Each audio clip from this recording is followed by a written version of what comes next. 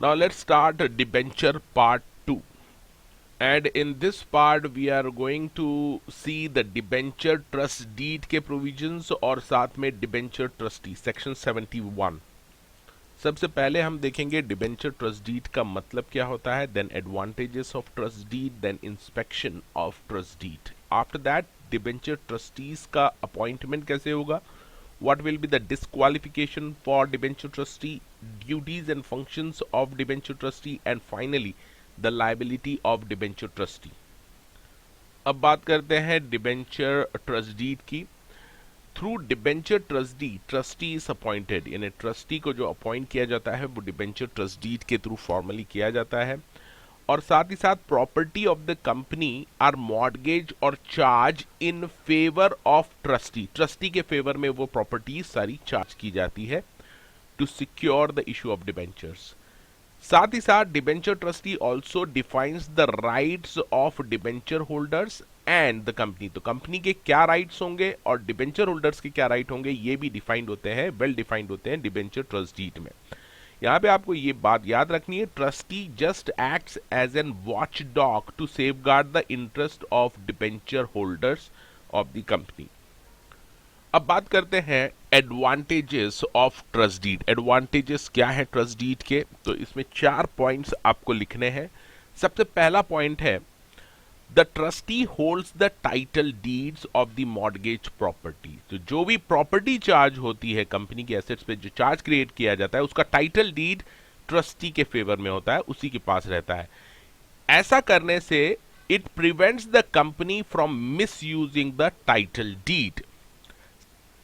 Let's see the second advantage of trust deeds. As per the trust deed, trustee has been empowered to keep the property. जो property जिसके ऊपर charge किया गया है, trustee के पास full power रहते हैं कि वो उसका प्रॉपर इंश्योरेंस करा ले और उसको चेक करता रहे कि वो प्रॉपरली गुड वर्किंग कंडीशन में है या नहीं.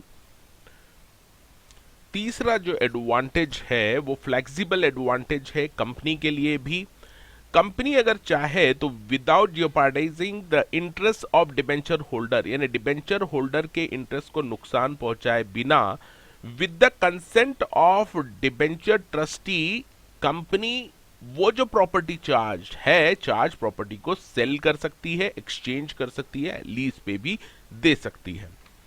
चौथा एडवांटेज जो ट्रस्ट डीड का है, ट्रस्ट डीड में डिबेंचर ट्रस्टी को एम्पावर किया जाता है कि in case of A default by the company, अगर कंपनी समय पर इंटरेस्ट नहीं देती या रिडीम नहीं करती है डिबेंचर्स, तो ट्रस्टी के पास पावर रहता है कि वो ये जो सिक्योरिटी है, प्रॉपर्टी जो चार्ज है, उसको वो सेल कर सकता है विदाउट एड ऑफ कोर्ट में जाए बिना. He will be able to sell this property, realize the amount and distribute among the debenture holders. Next question जो एग्जाम में पूछा जा सकता है वो है copies and inspection of trust deed. तो जैसा कि हमने देखा है ट्रस्ट डीड क्रिएट होती है और ये ट्रस्ट डीड यहाँ पर कंपनी के पास रखी रहती है. तो इस ट्रस्ट डीड को कौन देख सकता है, who can inspect this trust deed and who can take the copies और extract of this trust deed. तो यहां पर प्रोविजन कहते हैं any member of the company और डिबेंचर होल्डर. तो दोनों को ये अधिकार है कि वो अगर चाहे तो वो इंस्पेक्ट कर सकते हैं इस ट्रस्ट डीड को कंपनी के ऑफिस में जाके.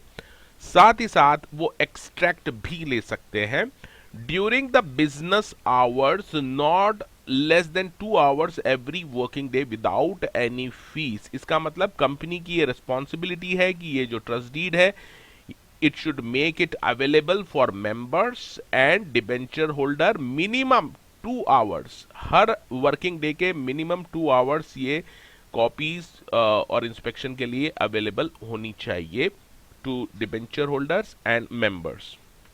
साथ ही साथ ये आगे प्रोविजन फिर ये कहता है कि अगर किसी डिबेंचर होल्डर को या मेंबर को कॉपी चाहिए, कॉपी पूरी की पूरी एक कॉपी चाहिए उस डिबेंचर ट्रस्ट डीड की, then the company must forward the copy of such trust deed to member और debenture holder at his request within 7 days of making the request. और इसके लिए कंपनी चार्ज भी कर सकती है, और वो चार्ज होंगे 10 रुपीज पर पेज। तो मैक्सिमम अमाउंट जो कंपनी चार्ज कर सकती है कॉपी के लिए वो 10 रुपीज पर पेज है। नाउ नेक्स्ट पॉइंट है appointment of debenture trustee. Important है ये। Whether company is required to appoint a debenture trustee, इसका जो एक इंपॉर्टेंट प्रोविजन है वो देख लीजिए। The company shall not issue prospectus to more than 500% without appointing a debenture trustee। इसका मतलब है कि कंपनी अगर कभी भी पब्लिक को इनवाइट कर रही है डिबेंचर सब्सक्राइब करने के लिए और 500 से ज्यादा लोगों को इनवाइट कर रही है, 500 तक तो कोई प्रॉब्लम नहीं है। If it is inviting more than 500 persons through issue of prospectus, then it must appoint a debenture trustee first। अब सेकंड पॉइंट ये कहता है यहां पर the appointment of debentures trustee following condition should be satisfied. पहला, the name of the debenture trustee shall be stated in the letter of offer inviting to subscribe for debenture and in all subsequent notices और other communication. तो ये जो debenture trustee आप appoint करेंगे इसका नाम हमेशा आपको मेंशन करना पड़ेगा, पहला लेटर ऑफ ऑफर में, और दूसरा सभी नोटिसेस और अदर कम्युनिकेशन में जो भी डिबेंचर होल्डर को सेंड किए जाएंगे। दूसरा पॉइंट है बिफोर अपॉइंटमेंट ऑफ ट्रस्टी और ट्रस्टीज अ रिटन कंसेंट, जिसको आप अपॉइंट कर रहे हैं उसकी पहले आपको कंसेंट तो लेनी पड़ेगी, तो written consent of the trustee should be taken and a statement to that effect shall appear in the letter of offer issued to the public for subscription of debentures। तो पहली बात आपको इसमें कंसेंट लेनी पड़ेगी ट्रस्टी की जिसको आप अपॉइंट कर रहे हैं कि क्या आप तैयार हैं डिबेंचर ट्रस्टी बनने के लिए, और दूसरा ये इसकी कंसेंट ले ली गई है ऐसा स्टेटमेंट आपको देना पड़ेगा लेटर ऑफ ऑफर में। अब जो नेक्स्ट पॉइंट हम पढ़ने वाले हैं बहुत ही इंपॉर्टेंट है और एग्जाम में आने के बहुत ज्यादा चांसेस हैं, और वो है disqualification of a debenture trustee. अभी हमने जो देखा कि कंपनी को डिबेंचर ट्रस्टी अपॉइंट करना रहता है, तो किसे करेगी आखिर, वो कौन पर्सन है जिसको डिबेंचर ट्रस्टी अपॉइंट कर सकती है कंपनी। तो यहां पर डिस्क्वालिफिकेशन बताया है, इसका मतलब इस तरह के लोगों को कंपनी डिबेंचर ट्रस्टी अपॉइंट नहीं कर सकती। पहला, who has beneficially hold the shares of the company. अगर इस पर्सन ने इस कंपनी के शेयर डायरेक्टली या बेनिफिशियली हेल्ड कर रखे हैं तो ऐसा आदमी डिबेंचर ट्रस्टी नहीं बन सकता इस कंपनी में। दूसरा point, he is a promoter, director, की मैनेजरियल पर्सनल और एनी अदर ऑफिसर और एम्प्लॉय ऑफ द कंपनी। यहां तक नहीं है बात, इन्होंने बोला है ये न तो इस कंपनी का और न ही इसकी होल्डिंग सब्सिडरी और एसोसिएट कंपनी में प्रमोटर, डायरेक्टर, केएमपी या ऑफिसर या एम्प्लॉय होना चाहिए। तो अगर कोई पर्सन इवन एम्प्लॉय भी है इस कंपनी का तो वो ट्रस्टी नहीं बन सकता, और न केवल इस कंपनी का, इस कंपनी के जो ऊपर होल्डिंग कंपनी है उसका भी एम्प्लॉय नहीं होना चाहिए, इसके नीचे जो सब्सिडरी है उसका भी नहीं होना चाहिए, और इसकी कोई एसोसिएट कंपनी है उसका भी एम्प्लॉय, प्रमोटर, डायरेक्टर, केएमपी नहीं होना चाहिए। तीसरा डिस्क्वालिफिकेशन है if the person is entitled to money from the company otherwise then remuneration payable as a trustee. तो इस कंपनी से किसी भी तरह का दूसरा सम ऑफ मनी या payment he should not be entitle for such any other payment except as remuneration payable to trustee. अगर वो किसी और तरह का फायदा लेता है पैसे के फॉर्म में तो वो आदमी भी ट्रस्टी बनने के काबिल नहीं है। चौथा पॉइंट, ही इज इन डेब्ट to company, its subsidiary, holding, associate, और यहां पे एक और स्टेज बढ़ा दी, सब्सिडरी ऑफ सच होल्डिंग। अब इस पॉइंट में सबसे पहले समझ लीजिए इनडेप्ट का मतलब क्या होता है। इनडेप्ट का मतलब है person who is liable to pay the money. अब ये जो मनी पे करनी है ये किसको करनी है, if the person is liable to pay some money to company, he cannot become the trustee of such company. Not only to this, even if he is liable to pay its holding company, या फिर इसकी subsidiary company हो, या फिर इसकी associate company हो, या फिर होल्डिंग की सब्सिडरी कंपनी हो दूसरी, यानी सिस्टर कंसर्न हो, इनमें से किसी भी कंपनी को if he is in debt liable है पैसा देने के लिए, then such person can not be appointed as a debenture trustee in this company. इसके ऊपर क्वेश्चन आ सकता है, केस लॉ भी आ सकता है। नेक्स्ट डिस्क्वालिफिकेशन है if he has furnished any guarantee in respect of principal debt secured by debentures और इंटरेस्ट देयर ऑन। तो अगर ये डिबेंचर्स रीपेमेंट करने की गारंटी ही किसी पर्सन ने दे रखी है, डिबेंचर्स होल्डर्स का रीपेमेंट करने की, तो ऐसा पर्सन भी डिबेंचर ट्रस्टी नहीं बन सकता। नेक्स्ट क्वालिफिकेशन बहुत इंपॉर्टेंट है, जिसके ऊपर क्वेश्चन भी आ सकता है, केस लॉ भी आ सकता है। If a person is having any pecuniary relationship with the company, company के साथ किसी तरह का पेक्यूनरी रिलेशन, वित्तीय रिलेशन या ट्रांजैक्शन है, amounting to which amounts to 2% और मोर, इसका मतलब 2% ऑफ इट्स ग्रॉस टर्नओवर और टोटल इनकम, टोटल इनकम या ग्रॉस टर्नओवर का 2% का अमाउंट तक का रिलेशन है, और यहां पे इन्होंने फिर लगाया है, अगर ऐसा नहीं है तो और 50 लाख रुपीज और such higher amount as may be prescribe for the time being. 50 lakh rupees आप मान के चलिए, तो 50 लाख रुपए का ट्रांजैक्शन है, या 2% ऑफ ग्रॉस टर्नओवर या टोटल इनकम का उतने तक का ट्रांजैक्शन है, विच एवर इज लोअर। यहां पे फिर ध्यान से देखिए, इन दोनों में से जो भी लोअर है, इतने अमाउंट तक का अगर पेक्यूनरी रिलेशन है, कब है ये भी ध्यान से देखिए, ड्यूरिंग 2 प्रीसीडिंग फाइनेंशियल ईयर और during the current financial year. तो अभी मान लीजिए ये आपका साल चल रहा है करंट ईयर, तो इसके पिछले 2 साल और करंट ईयर में इस तरह का ट्रांजैक्शन नहीं होना चाहिए। अगर इस तरह का ट्रांजैक्शन है तो ही विल बी डिस्क्वालिफाइड। इसके पहले हो सकता है, but last 2 years and current year में नहीं होना चाहिए। केस लॉ इसके ऊपर आ सकता है। और लास्ट डिस्क्वालिफिकेशन जो इन्होंने बताई है वो रिश्ते की डिस्क्वालिफिकेशन है।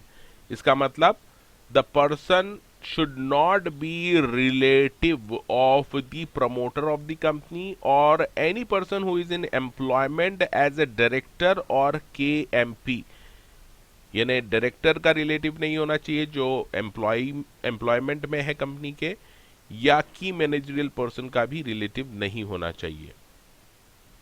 ये सभी डिस्क्वालिफिकेशन को आपको अच्छे से नोट डाउन करना है, इसके ऊपर केसेस आ सकते हैं या डायरेक्ट क्वेश्चन भी पूछा जा सकता है।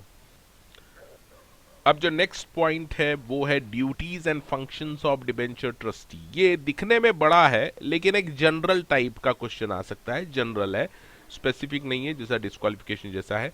नॉर्मली आप इसको एक बार पढ़ के भी सारा वहां पर एग्जाम में जाके लिख सकते हैं। तो सबसे पहले तो समझ लीजिए, ट्रस्टी को हमने अपॉइंट किया था कि वो प्रोटेक्ट करेगा इंटरेस्ट ऑफ डिबेंचर होल्डर। ये आपको पहले सीन याद रखना है। तो trustee is a watchdog and it will work for the benefit of the debenture holder. अब देखिए duties and functions of debenture trustee. सबसे पहला पॉइंट है, he should protect the interest of debenture holder, सीधी सी बात है। दूसरा है redress the grievances of debenture holders. अगर डिबेंचर होल्डर को कोई परेशानी है तो वो उसको परेशानी का निराकरण करे, उसका सॉल्यूशन निकाले।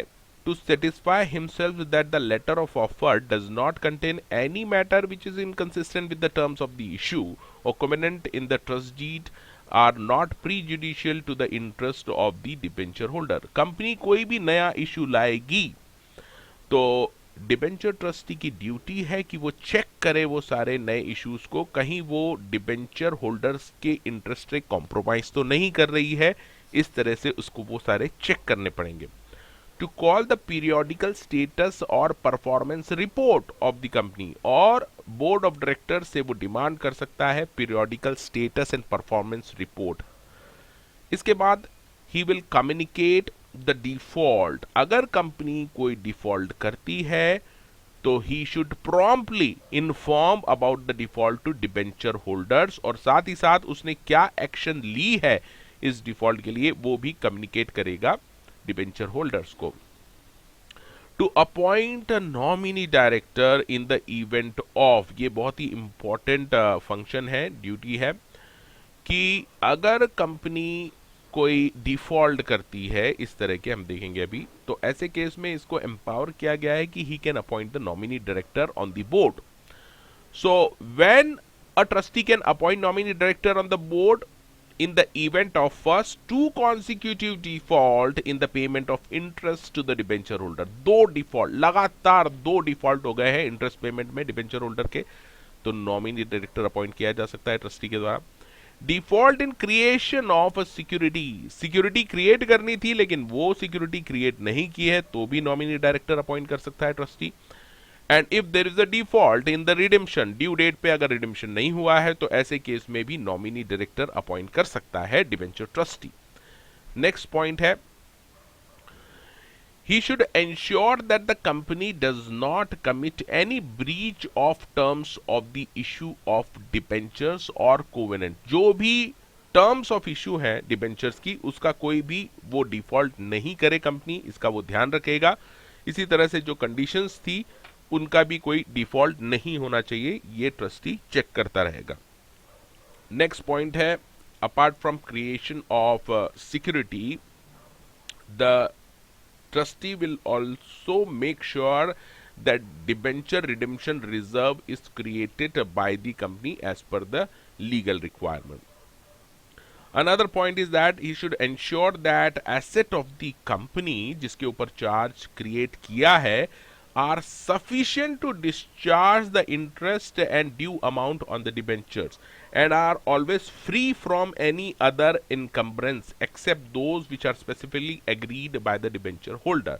तो वो जो प्रॉपर्टी चार्ज की हुई है वो सफिशिएंट होना चाहिए हमेशा, और उसके ऊपर कोई दूसरा चार्ज क्रिएट नहीं करना चाहिए कंपनी ने, ये उसे देखते रहना है। फिर है to do all such acts which are necessary in the event security becomes enforceable, जब कभी भी सिक्योरिटी एनफोर्सेबल हो जाती है डिफॉल्ट के केस में तो वो सारे काम करे जो उसके अधिकार क्षेत्र में है।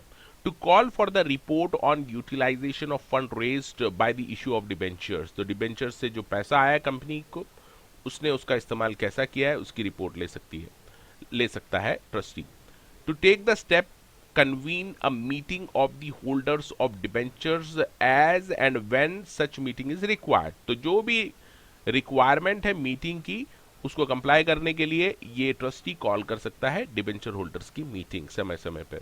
To ensure the debentures have been converted और redeemed as per the terms of issue, अगर वो कन्वर्टिबल है तो वो कन्वर्ट हो गए हों समय से, या अगर रिडीमेबल है तो वो रिडीम हो चुके हैं समय पर, ये उसका ध्यान रखें। अब जो नेक्स्ट पॉइंट है वो बहुत ही इंपॉर्टेंट है ड्यूटीज एंड फंक्शन का। अगर 10% इन वैल्यू जिनके पास डिबेंचर्स हैं, ऐसे डिबेंचर होल्डर अगर रिक्वेस्ट करते हैं ट्रस्टी को कि मीटिंग कॉल कीजिए, तो ऐसे केस में ट्रस्टी को मीटिंग कॉल करनी ही पड़ेगी। या फिर happening of any event which constitute a breach or default which in the opinion of the trustee affect the interest of debenture holder, तो ऐसा कोई भी ब्रीच ऑफ ट्रस्ट या डिफॉल्ट करती है कंपनी तो ऐसे केस में भी trustee is bound to call the meeting of debenture holders. तो ड्यूटीज एंड फंक्शन में अभी हमने काफी पॉइंट्स देखे हैं, आपको एक दो बार इसको देखना है and then you will be able to write in the exams. अब हम लास्ट पॉइंट देखेंगे, that is the liability of trustee. हमने अभी देखा कि ट्रस्टी का जो पोस्ट है बहुत ही इंपॉर्टेंट रहता है, ये एक तरह से वॉच डॉग है डिबेंचर होल्डर्स के लिए, वो प्रोटेक्ट करता है इंटरेस्ट ऑफ डिबेंचर होल्डर, लेकिन वो अगर अपने ढंग से काम नहीं करता है जिस तरह से उसे करना चाहिए, then he will be liable, trustee will be liable to the debenture holder for any such breach of trust. लेकिन यहां पर दो एक्सेप्शंस है, यानी दो केसेस में he will not be liable. पहला एक्सेप्शन है when the trustee has taken due care and diligence for discharging his functions and duties। अगर ट्रस्टी ये प्रूव कर देता है कोर्ट में कि मैंने सारी केयर ली थी, प्रॉपर केयर और डिलीजेंस लिया था for discharge of my function, तो ऐसे में वो लायबल नहीं होगा। दूसरा एक्सेप्शन है, अगर उसने ब्रीच ऑफ ट्रस्ट किया है और अगर majority not less than 3/4 in value, याद रखना है आपको 3/4 इन वैल्यू ऑफ डिबेंचर जिसके पास है, ऐसे डिबेंचर होल्डर अगर उसको माफ कर देते हैं उसके ब्रीच ऑफ ट्रस्ट के लिए, then also we will not be liable for breach of trust. इसके ऊपर क्वेश्चन आने के चांसेस काफ़ी हैं, लेकिन आपको ये जो 3/4 इन वैल्यू है, ये कंसेप्ट आप एक बार फिर समझ लीजिए। द मेजॉरिटी 3/4 इन वैल्यू के डिबेंचर जिसके पास है, ऐसे debenture holder present and voting in person, in person है ना, प्रॉक्सी नहीं भेजना है, जो प्रेजेंट हुए हैं इन पर्सन में, एग्री यानी एक रिजोल्यूशन पास होगा मीटिंग में डिबेंचर होल्डर की, जिसमें ऐसे डिबेंचर होल्डर जिनके पास 3/4 इन वैल्यू के डिबेंचर्स हैं और प्रेजेंट हैं वो मीटिंग में, and they discharge him from liability, अगर वो उसको माफ कर देते हैं तो he will not be liable for the breach of trust.